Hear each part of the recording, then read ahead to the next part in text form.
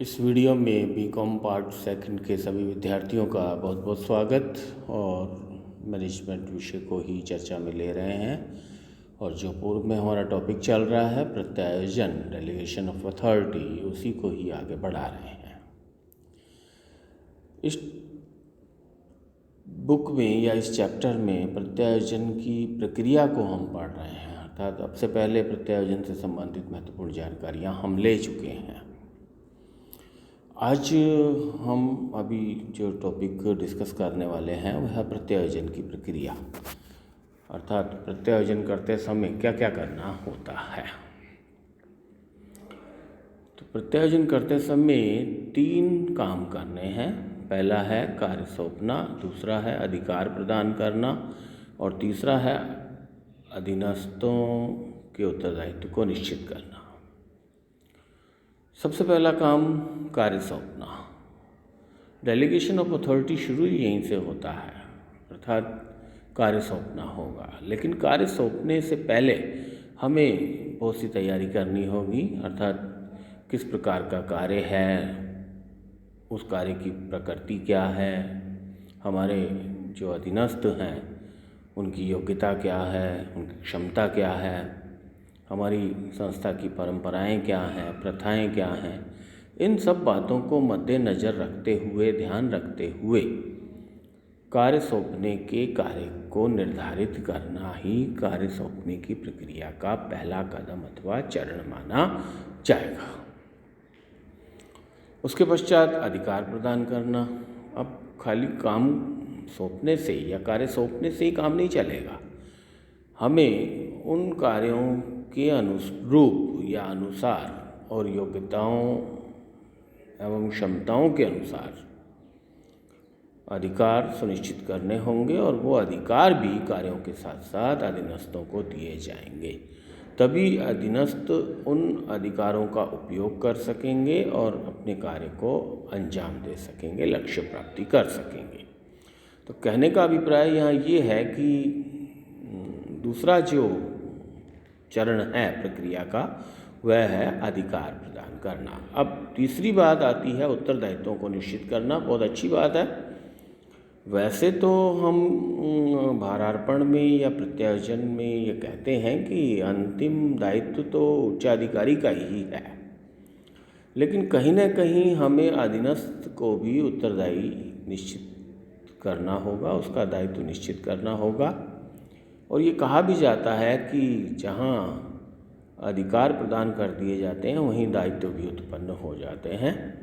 तो जितने कार्य सौंपे गए हैं, जितना अधिकार प्रदान किया है, उतना ही उसे उत्तरदायी भी ठहराया जाए, उसको समझा जाए कि वह अपने लक्ष्य को प्राप्त कर पाया या नहीं कर पाया, अर्थात कहाँ कमी है जिससे कि सुधार हो सके। तो कहने का तात्पर्य यहाँ ये है कि प्रत्यायोजन की प्रक्रिया में यह 3 चरण आपको उठाने होंगे, तब जाकर कहीं आप प्रत्यायोजन की प्रक्रिया को पूरा कर सकते हैं।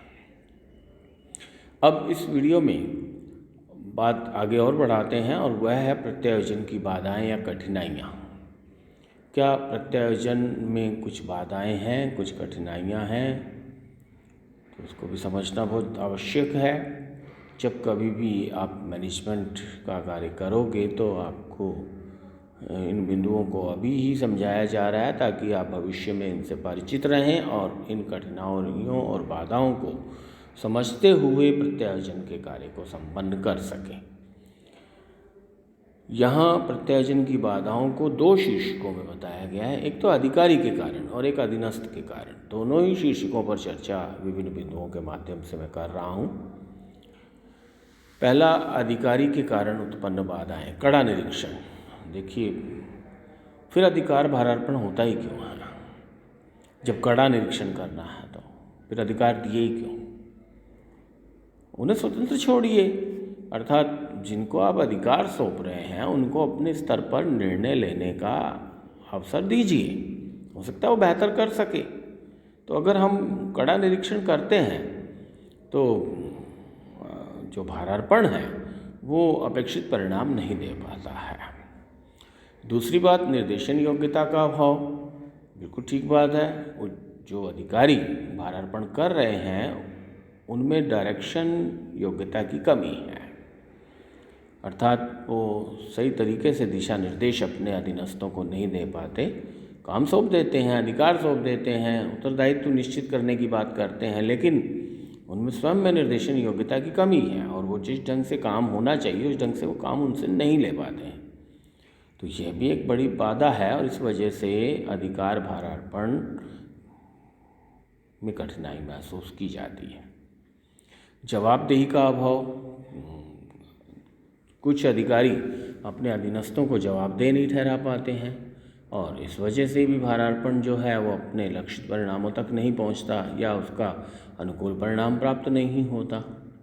उसके बाद अधिकारों का अपहरण, कई बार अधिकारी जो हैं वो अधीनस्थों से अधिकार अचानक वापस छीन लेते हैं और जब अधिकार अधीनस्थों से वापस छीन लिए जाते हैं तो फिर उनको उनसे कार्य कैसे होगा या वो भारार्पण कैसे सफल होगा। तो यह भी कठिनाई महसूस की जाती है, कई संस्थाओं में ऐसा पाया गया है। अधिकार केंद्रीकरण की प्रवृत्ति, अर्थात उच्च प्रबंधकों की यह टेंडेंसी रहती है कि सारे पावर उन्हीं के पास रहें, वो अपने हिसाब से ही उस संस्था को संचालित करें। तो इसको कहते हैं अधिकार केंद्रीकरण की प्रवृत्ति। अगर अधिकार केंद्रीकरण की प्रवृत्ति उच्च प्रबंधकों में है तो फिर भारार्पण की वो सोच भी नहीं सकते, उसे अग्रसर करना तो दूर की बात है। तो कहने का तात्पर्य ये है कि अधिकार केंद्रीकरण की प्रवृत्ति की कठिनाई जो है वो भारार्पण को लागू होने से रोकती है या भारार्पण को आगे नहीं बढ़ने देती है। उसके पश्चात अधीनस्थों का भय, बिल्कुल उच्चाधिकारियों में ये भय बना रहता है कि अधीनस्थ जो है वो अधिक आधिकारिक हो जाएंगे या उनके पास अधिकार अधिक पहुंच जाएंगे तो वह हमारा विरोध करेंगे या किसी प्रकार की कोई परेशानी खड़ी करेंगे। तो उन अधिकारियों की तरफ से यह कठिनाई या बाधा उत्पन्न होती ही रहती है कि उनमें अधीनस्थों का भय बना रहता है। उसके पश्चात अधीनस्थों में विश्वास का अभाव, उच्चाधिकारी ये मानते हैं कि अधीनस्थों में विश्वास नहीं है और जब यह सोच लेकर हम काम कर रहे हैं तो फिर संस्था में भारार्पण संभव नहीं होगा, अर्थात कठिनाई महसूस की जाएगी। सोच को बदलना होगा अगर सुधार करना है तो कहने का तात्पर्य यह है कि अधीनस्थों में विश्वास तो जमाना पड़ेगा। भाव अगर दिख रहा है उनको तो हो सकता है उनकी सोच का कारण हो या हो सकता है वास्तव में ही विश्वास की कमी हो। उसके पश्चात है समन्वय की समस्या का जन्म, बिल्कुल ठीक बात है। अधिकारियों की तरफ से इस प्रकार की कमी रह जाती है जिससे कि समन्वय या तालमेल नहीं बन पाता है और वो एक समस्या का रूप ले लेती है और उससे कई प्रकार की परेशानियां खड़ी हो जाती हैं। इसीलिए अधिकार भारार्पण कठिनाईग्रस्त हो जाता है। और उसके पश्चात है सभी कार्यों के श्रेय प्राप्ति की इच्छा। अब ये भी देखिए एक महत्वपूर्ण बात है कि जो उच्चाधिकारी हैं वे चाहते हैं कि हमारे अधीनस्थों के पास अधिकार जाने नहीं चाहिए, क्योंकि वो अधिकार अगर हमारे पास रहेंगे तो हमारी तरफ से ही वो कार्य किया हुआ मान लिया जाएगा और उससे हमको उस कार्य को करने का श्रेय प्राप्त होगा। तो ये तो भारार्पण को बाधाग्रस्ती करती है ये बात। तो सभी कार्यों के श्रेय प्राप्ति की इच्छा रखना भारार्पण में कठिनाई पैदा करता है। उसके पश्चात प्रथाएं एवं परंपराएं, बिल्कुल ठीक बात है। कुछ संस्थाओं में पुरानी प्रथाएं या परंपराएं चल रही हैं जो ये भारार्पण होने नहीं देती और भारार्पण जो है वो एक न्यू कॉन्सेप्ट है और वो ये कहती है कि भार दूसरों को दो, काम दो, लेकिन प्रथाएं और परंपराएं आड़े आ जाती हैं और इसीलिए ये भारार्पण संभव नहीं हो पाता है। अब इसके बाद दूसरा हेडिंग चर्चा में लेता हूँ, अधीनस्थों के कारण उत्पन्न बाधाएं, यानी कि जो सबऑर्डिनेट हैं उनके कारण भी समस्याएं हो जाती हैं जिसकी वजह से भारार्पण संभव नहीं होता। पहला, अधीनस्थों में योग्यता का अभाव। ये बात ठीक है कि भारार्पण में कोई कमी नहीं है, भारार्पण एक अच्छी कॉन्सेप्ट है, लेकिन अधीनस्थ उसके लायक नहीं है या योग्य नहीं है तो फिर उसको भारार्पण नहीं किया जाएगा या उनको भारार्पण नहीं किया जाएगा। तो भारार्पण करते समय ये बाधा उत्पन्न हो जाएगी क्योंकि अधीनस्थ लायक नहीं दिख रहे हैं। आत्मविश्वास का अभाव, बिल्कुल ठीक बात है। अधीनस्थों में कॉन्फिडेंस नहीं है, सच में नहीं है, और नहीं है तो फिर कैसे उनको काम दिया जाए, अधिकार दिए जाए और काम करवाया जाए। अपर्याप्त प्रेरणा, ये भी बात ठीक है कि जो अधीनस्थ हैं वो अपने को प्रेरित महसूस नहीं करते, बल्कि दुविधा में या परेशानी में महसूस करने लग जाते हैं, और इसलिए भी भारार्पण पॉसिबल नहीं हो पाता या कठिनाई में आ जाता है। अपर्याप्त संचार व्यवस्था, बिल्कुल ठीक बात है। भारार्पण के लिए ज़रूरी है कि कम्युनिकेशन सिस्टम प्रॉपर होना चाहिए, और अगर सेल्फ सफिशिएंट कम्युनिकेशन सिस्टम नहीं है तो फिर अधिकारियों और अधीनस्थों में टकराव की स्थिति उत्पन्न होती ही रहेगी, और इस सोच के कारण भारार्पण जो है वो संभव नहीं होता है। उसके पश्चात अपमान का भय, तो प्रबंधकों को उच्च स्तरीय प्रबंधकों द्वारा ऐसा महसूस किया जाता है कि हम इनको ये अधिकार दे देंगे, तो जो निम्न स्तरीय प्रबंधक हैं वो भी ऐसा महसूस करने लगते हैं कि ये कभी भी छीन सकते हैं हमसे अधिकार, और जब कभी भी ये अधिकार छीन सकते हैं तो फिर उस स्थिति में तो ज़्यादा अपमानजनक स्थिति बनेगी, अर्थात अपमान का भय बना रहेगा उनके मन में।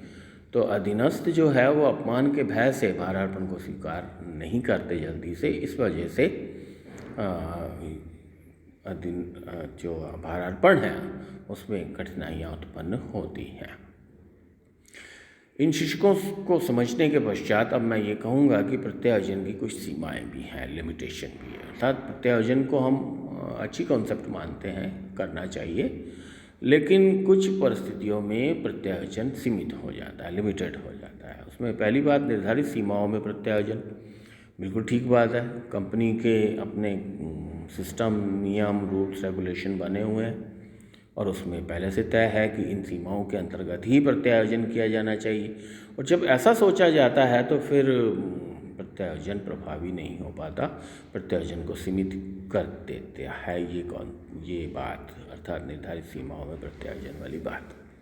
उसके पश्चात कुछ अधिकारों का प्रत्यायोजन असंभव, यह बात भी ठीक है कि कुछ अधिकारों का प्रत्यायोजन संभव ही नहीं होता। जैसे उच्चाधिकारी ये मान के चलते हैं कि समन्वय हमें खुद करना है, नियंत्रण हमें खुद करना है, वो हम दूसरों को देंगे ही नहीं। तो जब ऐसी स्थिति बनेगी तो कुछ अधिकारों का प्रत्यायोजन असंभव होने के कारण प्रत्यायोजन सीमित हो जाता है। अधीनस्थों की क्षमता भी प्रत्यायोजन को सीमित कर देती है।